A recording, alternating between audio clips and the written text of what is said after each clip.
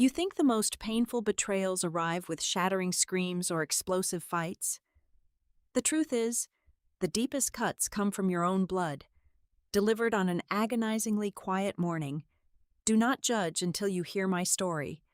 Hold your breath and watch how I pushed to the absolute edge, struck back in pure silence, obliterating an empire of lies and ending years of manipulation with one fatal move at exactly 7:35 in the morning. Welcome back to Maya Revenge Stories, and thank you so much for your continued support of our channel.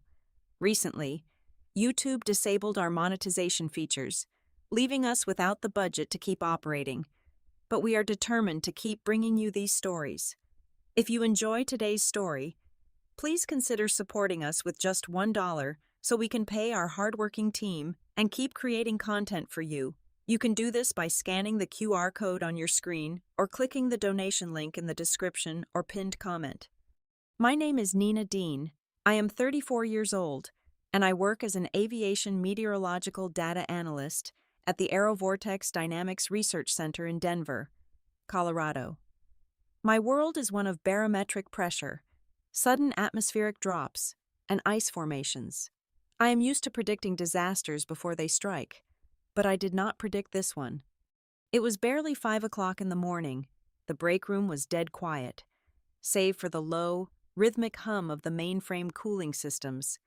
I stood by the worn espresso machine, gripping a ceramic mug so tightly my knuckles turned white.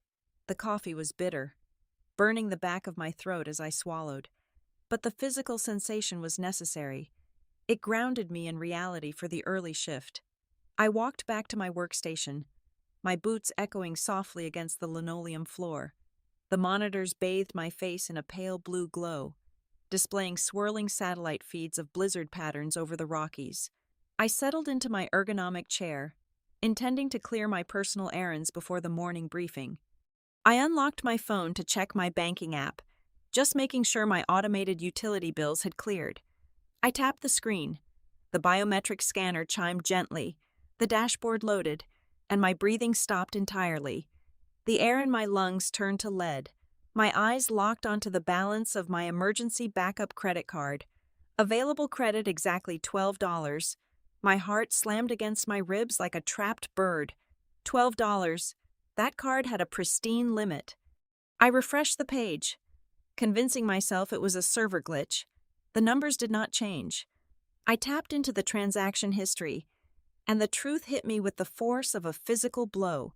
Exactly $7,650 had vanished overnight, not into thin air, but deliberately and violently extracted through 5 distinct transactions. I scrolled down, my vision blurring at the edges before snapping back into painful focus. The first charge was for a high-capacity crypto mining server rental. The second was a massive deposit at a notoriously exclusive high society club downtown. The third line item mocked me with the name of a luxury designer jewelry boutique. The final 2 were identical charges from a premium liquor catering service. $7,650 of my security, burned on pure extravagance. The memory of last night washed over me, a sickening wave of realization. My younger brother, Julian, he had called me around 11 o'clock at night, his voice trembling with manufactured panic. He claimed his sedan had broken down on an icy stretch of the interstate, the alternator dead, the heater broken. He begged for my emergency card details to pay for an immediate towing service and a motel room, swearing his own accounts were locked due to fraud prevention. I had hesitated. I knew his history, but the thought of him freezing on a dark highway overrode my logic. It was the toxic, deeply ingrained habit of our family. We always enabled Julian. We always bailed him out. So, I gave him the numbers. The digital clock on my second monitor flipped to 5:15 in the morning. I picked up my phone and dialed his number. The line rang 3 times. When the connection opened, there was no sound of a struggling engine or a lonely motel room. Instead, muffled bass thumped in the background. "Yeah, what is it?" Julian answered, his voice thick with sleep and an unmistakable, flippant arrogance. Before I could form a word, a high-pitched, feminine giggle drifted through the receiver, followed by the rustling of expensive silk sheets. He was not stranded in the snow. He was in a luxury bed, financed by my stolen credit. A normal sister might have screamed.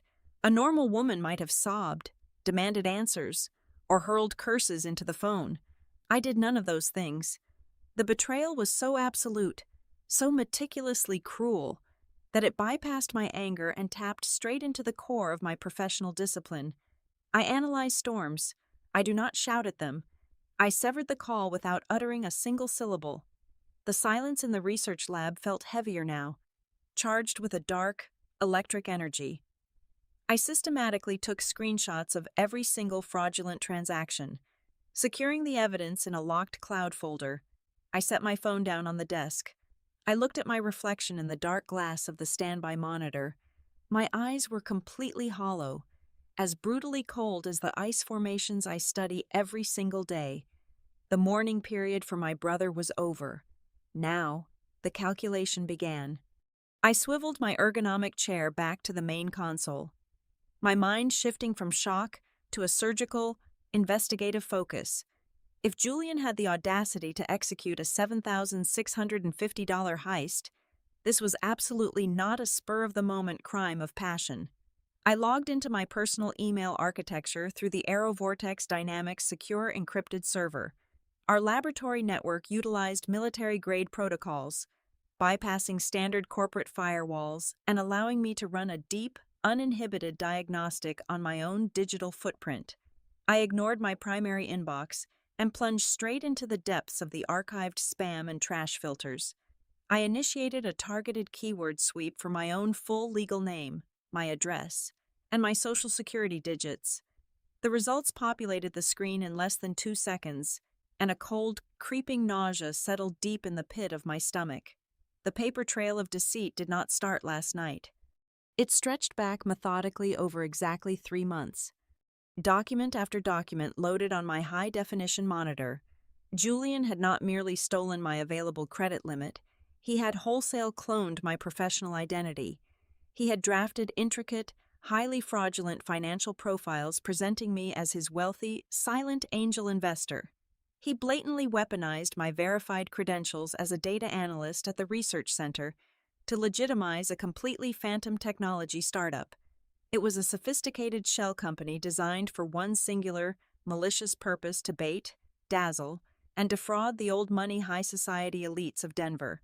I found professionally rendered digital brochures, fake prospectus reports detailing non-existent weather prediction algorithms, and dozens of forged electronic signatures mimicking my exact handwriting style.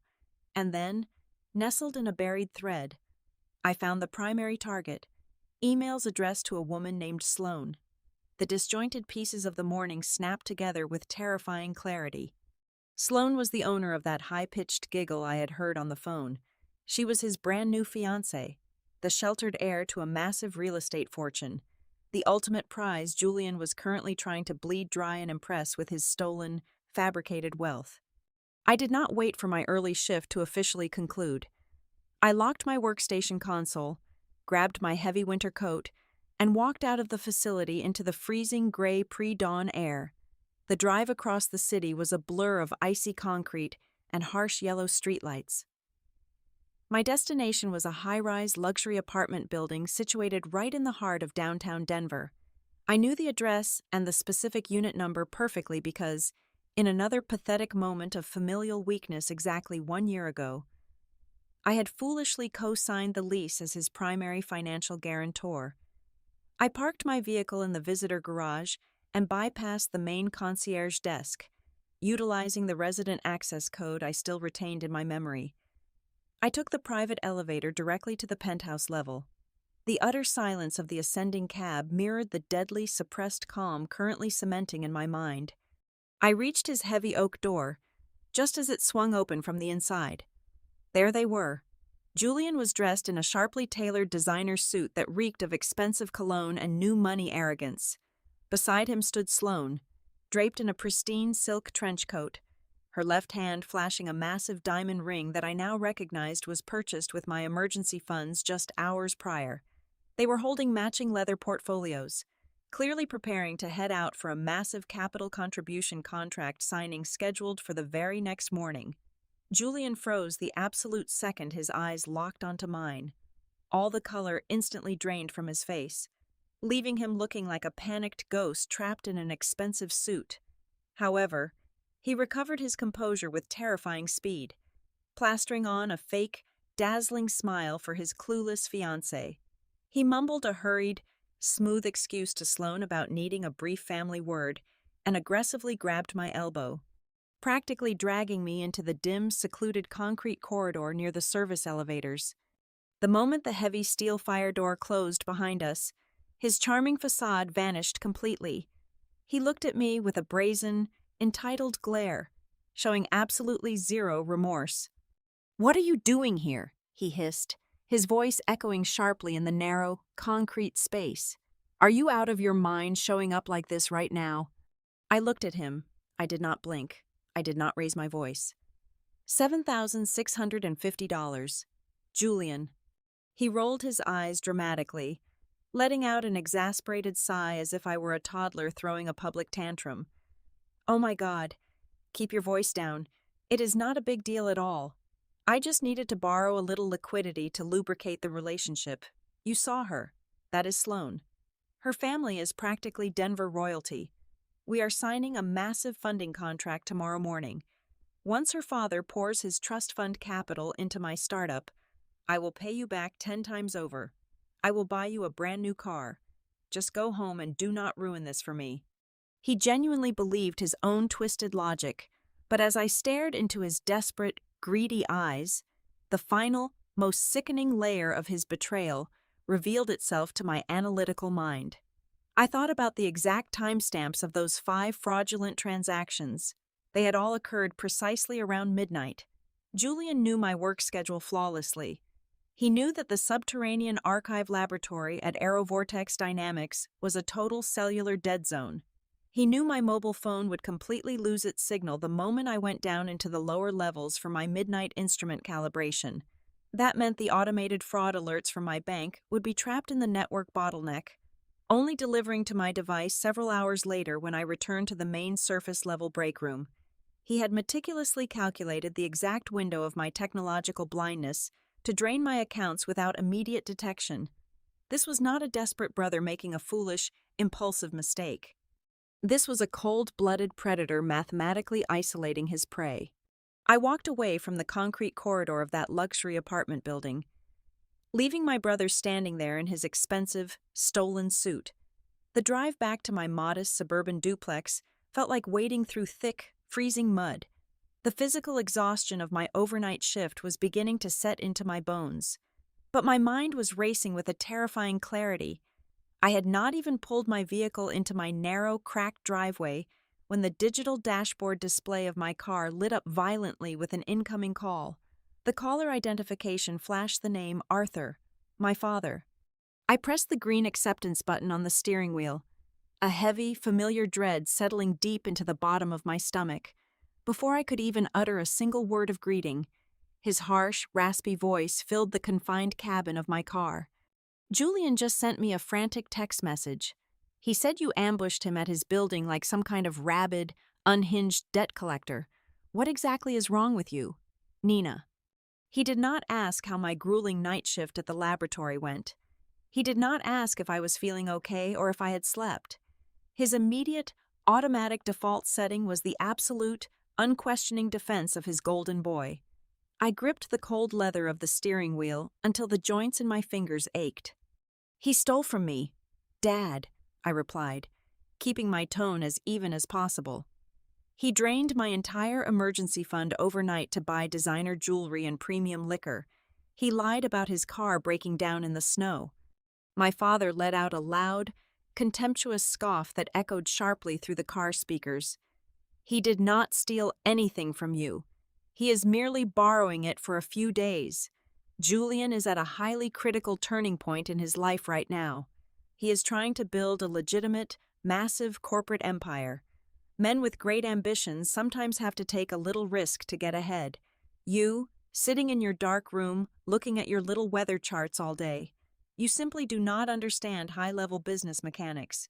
He is courting a very important, powerful family, and he needs to project an image of absolute success. The sheer toxicity of his words radiated through the air, suffocating and agonizingly familiar. "It is a complete scam, Dad," I pushed back, fighting the intense urge to scream into the microphone. "There is no technology company. He is completely faking his investment portfolios. He forged my professional credentials." My father's tone suddenly shifted from arrogant dismissal to vicious defense, his voice dropping an octave into a low, frantic rumble. "You shut your mouth right now. You do not know what you are talking about. His startup is entirely legitimate. I know for an absolute fact that it is, because I personally reviewed and signed the cross-collateral agreements last week.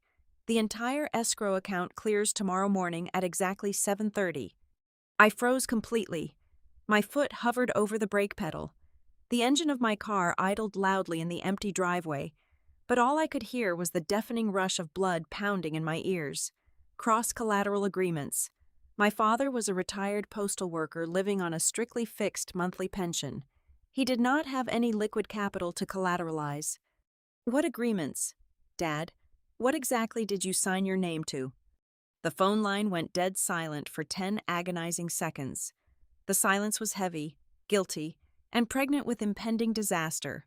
When he finally spoke again, his voice was tight and laced with a cowardly, defensive defiance. "I did what I had to do for the future of this family. I went to a private lender and took out a secondary, off-the-books mortgage on the house. I used the original property deed to back his smart contract with the father of his fiancée. The house, the only tangible asset our family possessed in this world. The small, weathered, 3-bedroom home that my late mother had literally broken her back working double shifts to pay off before she passed away. He had secretly leveraged the very roof over his head, risking absolute, devastating homelessness, to fund a completely fictitious technology company created by a manipulative con artist. The sheer, staggering magnitude of his delusion was physically paralyzing. Before I could even begin to process the catastrophic reality of his financial confession, my father aggressively pivoted to his most effective, venomous tactic, weaponized emotional guilt. "Your grandmother would be utterly disgusted and ashamed of you right now," he whispered, his voice dripping with calculated, venomous disappointment. "She always said that blood family sticks together through thick and thin. She always said you needed to look out for your little brother because he is sensitive. Now, here is exactly what you are going to do. You are going to pick up your phone, you are going to call Sloan, and you are going to politely introduce yourself. You will smile, and you will confidently confirm that you are his primary financial backer. If you ruin this investment deal for him out of spite, you are ruining me. Do you understand my words? If he loses this capital injection, the private lenders will foreclose on my house by the end of the month. You will be actively making your own father homeless." I sat alone in the freezing car, staring blankly at the white frost gathering on the edges of my windshield. For 34 years, this had been the exact, unyielding dynamic of my miserable existence. I was the responsible, invisible workhorse. I was the designated family janitor, constantly deployed to sweep up the shattered glass of Julian's reckless, destructive mistakes, all in exchange for a few pathetic crumbs of cheap, fleeting validation from a man who only viewed me as a disposable utility. I had sacrificed my own personal savings, my credit score, and my mental sanity to maintain the fragile illusion of a functional, loving family. And for what ultimate reward? So my father could literally bet his entire livelihood on a pathological liar, and then demand I bleed myself completely dry to cover his insane gamble. The psychological abuse was a heavy, suffocating blanket of lead that I had worn for decades. But in that exact moment, sitting in the biting cold of the morning, the heavy blanket finally tore to shreds. The deep, ingrained childhood urge to fix their messes, to protect them from the consequences of their own actions, evaporated completely, leaving behind a vast, sterile, and terrifyingly calm emptiness inside my chest. I saw the entire chessboard with perfect, mathematical clarity. I could not save them from their own greed, but I could absolutely, definitively stop them from using me as their shield. I leaned closer to the microphone on the dashboard, my voice dropping to a register so flat, so utterly devoid of any human warmth or emotion, that it was practically chilling. "Okay, Dad, I understand you perfectly. I will not get in the way of his success. I will handle everything." My father exhaled a loud, dramatic sigh of relief through the speaker, immediately transitioning back to his usual authoritative, patronizing tone, praising me for finally acting like a reasonable adult. I let him talk. I let him believe he had won the psychological battle. I reached out and pressed the red end call button. I turned off the ignition, plunging the car into silence. The silence that filled the cabin was no longer oppressive or sad. It was the precise, calculating silence of an executioner carefully sharpening a blade. The endless tragedy of the Dean family was officially over. In my mind, the intricate blueprints for an absolute, catastrophic demolition had already been perfectly drawn. I walked into my dark, empty house and locked the deadbolt behind me. Any ordinary victim of a high-stakes family betrayal would have immediately called the fraud department of their bank, canceled the stolen card, and perhaps furiously typed out a massive, emotional exposure post on social media. Or they might have dialed 911 in a fit of pure, impulsive panic. I did absolutely none of those things. A sudden, reactive strike would only give my brother an opportunity to deflect, to invent another pathetic excuse, or to manipulate our father into covering the tracks. Canceling the card right then would be nothing more than a minor, annoying speed bump in his grand design. I did not want a speed bump. I wanted absolute, irreversible structural collapse. I walked into my home office and booted up my secondary encrypted workstation. The digital clock on the wall glowed with the early hours of the morning. I had very little time to construct the perfect trap. Through my previous deep dive into his fabricated digital footprint, I had discovered the precise operational mechanics of his impending deal. The financial agreement he had structured with Sloane's billionaire father was not a standard manual bank transfer. It was a highly sophisticated, automated digital smart contract. This specific escrow algorithm was hard-coded to initiate its final verification sweep and execute the massive capital transfer at exactly 7:30 in the morning. It relied entirely on a frictionless, automated pull of the guarantor's electronic credit report, my credit report. I opened a secure browser and navigated directly to the National Cybersecurity Portal of the federal government. I bypassed the standard consumer dispute forms and went straight to the nuclear option. I officially drafted a comprehensive identity theft affidavit. This was not a simple customer service complaint. It was a legally binding, sworn federal declaration under the absolute penalty of perjury. Submitting this document would immediately flag my Social Security number across every major financial institution in the country with a severe high-priority criminal fraud alert. Next, I opened my encrypted email client. I meticulously composed a highly detailed, legally sterile message directed straight to the senior corporate counsel of the real estate empire owned by Sloane's family. I did not include any emotional pleas or dramatic warnings. I simply attached the raw data. I uploaded the definitive proof of the ghost startup, the forged signature documents, and the irrefutable transaction logs showing that their daughter's massive diamond engagement ring and the exclusive country club deposits were financed entirely by stolen funds. My third move targeted his sanctuary.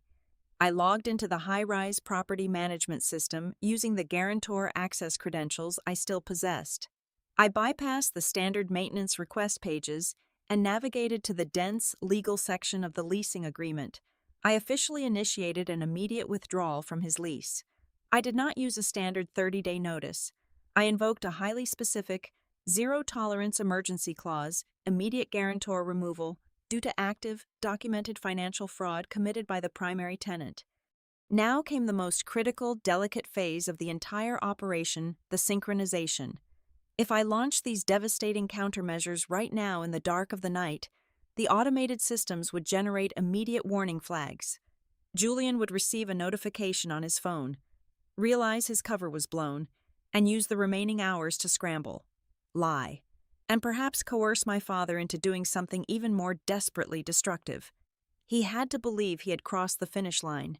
He had to feel the absolute, intoxicating rush of total victory. I linked all three actions: the federal identity theft declaration, the irrefutable evidence email to the billionaire legal team, and the emergency apartment lease termination, into a single, automated batch execution script. I opened the digital timer interface on my console. The smart contract was scheduled to open its gates at 7:30. I deliberately delayed my execution script. I set the master launch timer for exactly 7:35 in the morning. Those 5 minutes were the crucial, deadly ingredient of my design. A 5-minute delay would allow his escrow system to officially engage, locking all participating parties into the transaction room. It would give him just enough time to raise a glass of expensive champagne and taste the absolute certainty of his triumph. I finalized the script, verified the target time, and pressed the execute button. The system silently accepted the delayed commands. I shut down the monitor, walked over to my bed, and for the first time in what felt like decades, I closed my eyes and fell into a deep, completely dreamless sleep. The trap was set. I arrived back at the AeroVortex Dynamics laboratory just before my official morning shift began. The storm fronts over the majestic mountains were stabilizing, and the atmospheric pressure charts on my main monitor displayed a beautifully predictable, flat blue line. I sat in my ergonomic chair, sipping a fresh cup of water, completely detached from the chaos I had engineered. I watched the digital clock on the bottom right corner of my screen tick upward. 7:30, 7:31, 7:34. At exactly 7:35 in the morning, my mobile phone, resting face down on the cold metal desk, began to vibrate. It did not just buzz once or twice, it erupted into a continuous, violent, mechanical tremor. Relentlessly rattling against the aluminum surface, the screen flashed over and over, illuminating the dim workspace with a brutal barrage of incoming notifications: missed call, urgent text message, voicemail recorded, another missed call. The digital avalanche had officially begun, and the timing was flawlessly precise. Even though I was miles away in a sterile subterranean laboratory, I knew exactly how the scene was unfolding in that high-rise downtown legal office. I could perfectly visualize the sleek mahogany conference table, the expensive leather chairs, and the crystal flutes filled with premium champagne. I knew Julian was standing there, flashing his blinding manufactured smile, ready to toast to his newly acquired fortune with Sloane and her billionaire father. He probably had his silver pen in hand, ready to sign the final documents. And then, the master escrow terminal in the center of the table would have refreshed. Instead of the soothing green confirmation of a massive capital transfer, the screen would have flashed a harsh, blinding crimson red. A bold, automated system prompt would have projected across the display for everyone in the room to see clearly. Transaction suspended due to suspected financial crime. In that exact same fraction of a second, the automated email I had pre-programmed dropped like a silent bomb into the private inbox of Sloane's father. I could vividly imagine the wealthy real estate mogul opening the message on his tablet, his eyes scanning the irrefutable evidence. He was looking at the brutal, unedited transaction logs. He was seeing, in plain black and white, that the massive down payment for the exclusive country club membership, the lavish catering invoices, and the massive diamond engagement ring currently sitting on his daughter's left hand were all paid for by a stolen emergency credit card belonging to a severely underpaid data analyst. The illusion shattered instantly, and the audio recordings Julian began leaving on my phone painted the rest of the picture with agonizing, chaotic clarity. Sloane did not handle the revelation with quiet grace. According to the muffled, chaotic background noise of his first few frantic voicemails, she completely exploded. I heard the distinct, sharp crack of a physical slap echoing through what sounded like a massive boardroom. She screamed at him, her voice entirely stripped of that high-pitched, polite giggle from the night before. She tore the stolen diamond ring off her finger and threw it violently across the room, declaring the engagement absolutely dead and the entire investment deal permanently terminated right then and there. But the total systemic collapse did not stop at the boardroom door. My sequence was designed for absolute, inescapable annihilation. As Julian was desperately scrambling to pick up the pieces of his shattered engagement, his own mobile phone would have pinged with a high-priority notification from his luxury building management portal. The automated leasing software had run its daily compliance sweep, processed my emergency guarantor withdrawal, and instantly recognized his newly flagged, fraudulent credit profile. The message delivered to his screen was completely merciless. Immediate emergency eviction protocol activated. Vacate premises within 48 hours. He had lost the billionaire investor. He had lost the wealthy fiancé. And he was officially losing his penthouse sanctuary, all within the span of 60 seconds. My phone continued to dance violently across the desk. I calmly put on my noise-canceling headphones and tapped the voicemail icon. There were exactly 18 unplayed messages. I listened to them in chronological order, treating them like a fascinating, detached psychological case study. The first message was pure, frantic confusion. "Nina, pick up the phone right now. There is some kind of massive glitch in the system. The bank is blocking the escrow. You need to call them and clear this up immediately." By the fourth message, the confusion had morphed into sheer, unadulterated panic. The background audio was filled with the sound of him sprinting down a busy city street, his breath ragged and heavy.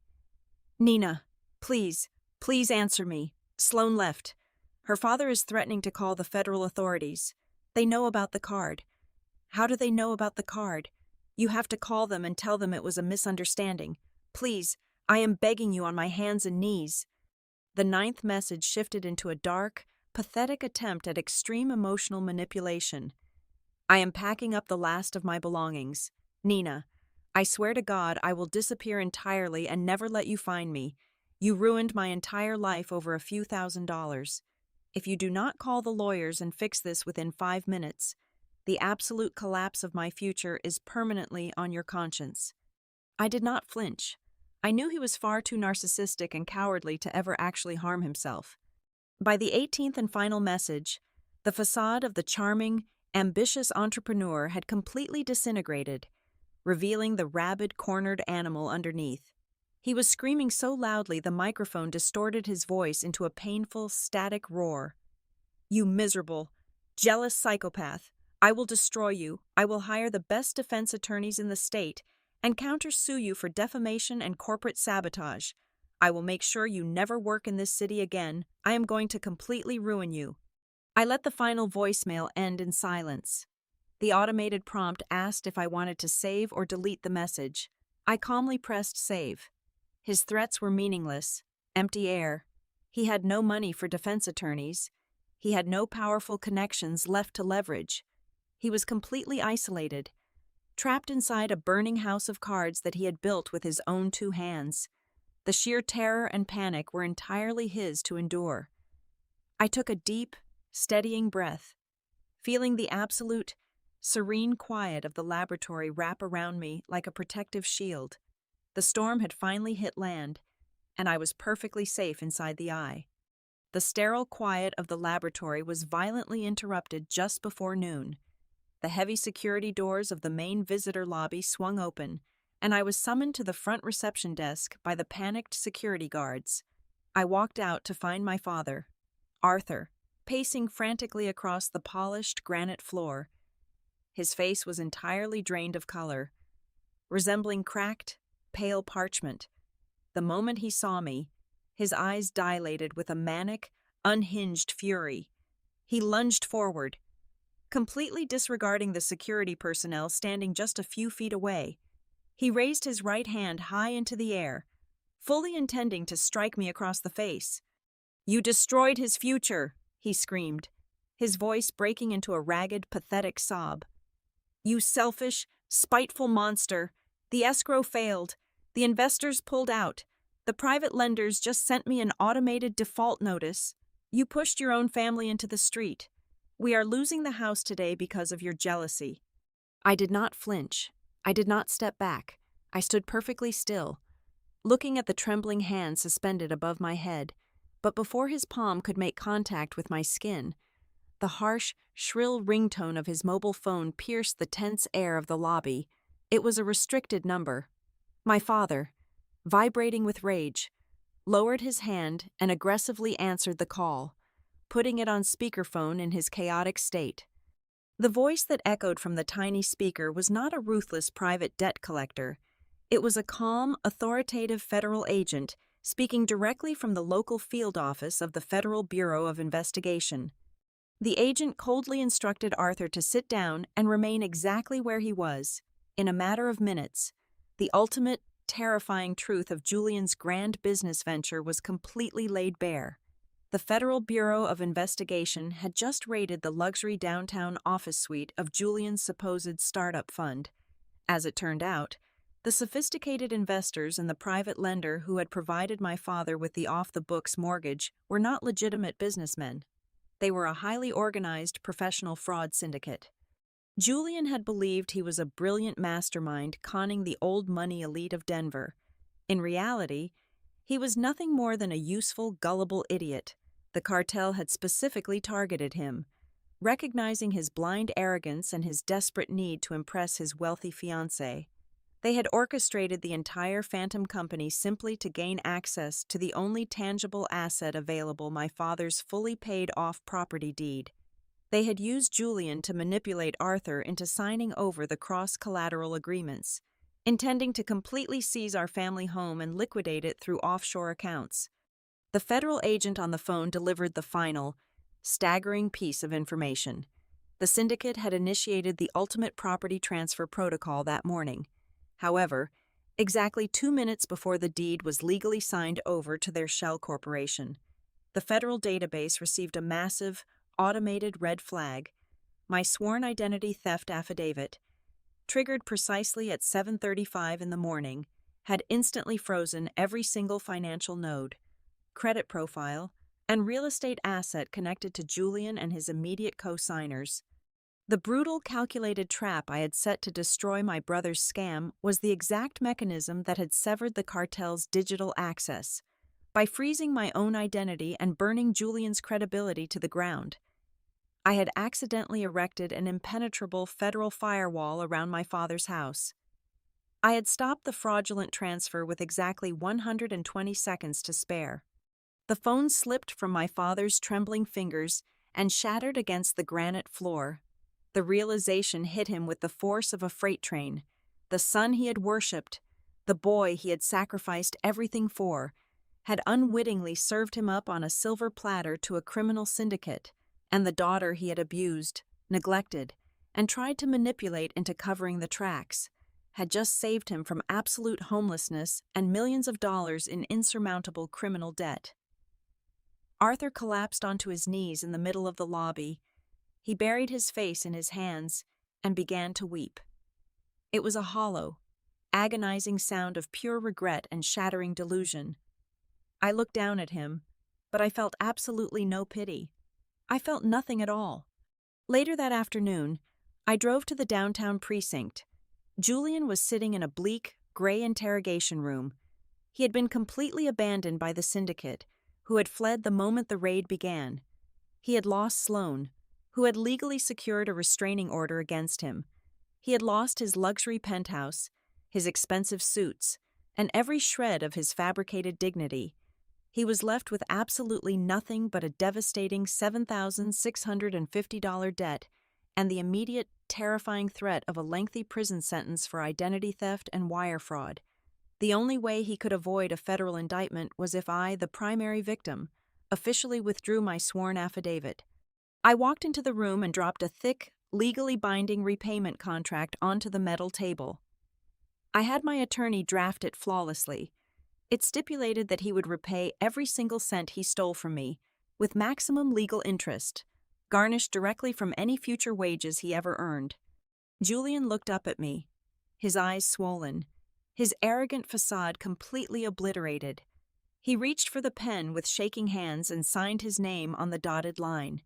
He opened his mouth, perhaps to beg for forgiveness, or to offer some empty, pathetic apology. I held up my hand, silencing him instantly. I did not offer any forgiveness. I did not deliver a self-righteous lecture about morality or family loyalty. I simply picked up the signed contract, turned on my heel, and pushed the heavy metal door open. I walked out of the precinct and stepped into the blinding, crisp afternoon sunlight. The freezing air filled my lungs, and for the very first time in my 34 years of life, the heavy, suffocating chain of my family was completely broken. I was finally truly free. Thank you so much for listening to the end of my story. Please let me know in the comments where in the world you are tuning in from today. If you found today's story engaging and satisfying, please consider helping our channel with just $1 by scanning the QR code on your screen or using the donation link in the description or comment section. Your kind support allows us to pay our hardworking team, helping them provide for their families, and ensures we can continue creating better, more thrilling stories for you to enjoy. Thank you, and stay safe.